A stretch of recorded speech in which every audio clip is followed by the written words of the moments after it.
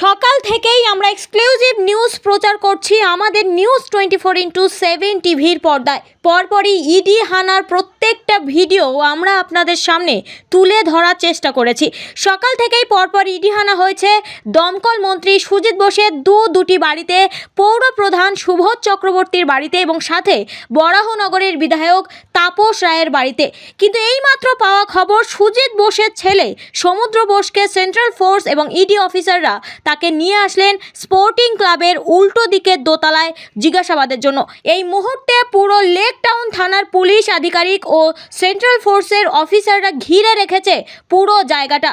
দেখতে থাকুন বিস্তারিত। আপনার